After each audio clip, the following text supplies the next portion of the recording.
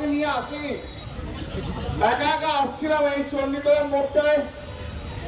বিজেপির লোকেরা চিৎকার করে গালাগাল দিয়ে মাথায় দূর থেকে ঢিলকি বল, বড় ইউজ বল ছুড়েছে। আমি বুঝতে পারছি না, আমার মাথা দিয়ে রক্ত বেরোচ্ছে।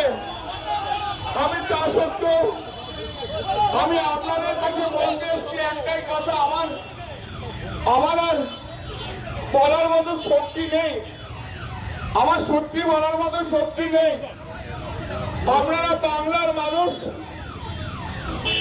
আপনারা চণ্ডীতলার মানুষ, আপনারাই বিচার করবেন যে এই যে গুন্ডাগর্দি করছে, এই যে এমপিদের দিয়ে মারছে, এটা কি ঠিক হচ্ছে?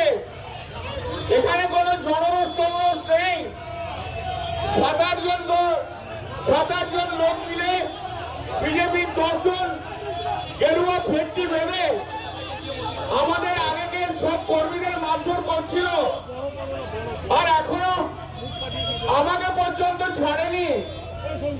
কৌশিকের মুখ ফাটিয়ে দিয়েছে। একটু আগে আমি যখন হেঁটে হেঁটে আসছিলাম, তখন একজন ভদ্রমহিলা, তিনি মোটরসাইকেল করে যাচ্ছিলেন, তার পিছনে আমাদের স্বামী ছিল। রাস্তায় নেমে আমাকে বললো, দাদা আমাদের প্রচন্ড মেরেছে বিজেপির লোকজন। সারা পশ্চিমবাংলায় যেভাবে বিজেপি যেভাবে আমাদের উপরে অত্যাচার করছে, বিজেপি শূন্য করে দিতে চাইছে, ওরা সিপিএম কে এবং পশ্চিমবাংলায় কংগ্রেসকে অক্সিজেন দিতে চাইছে।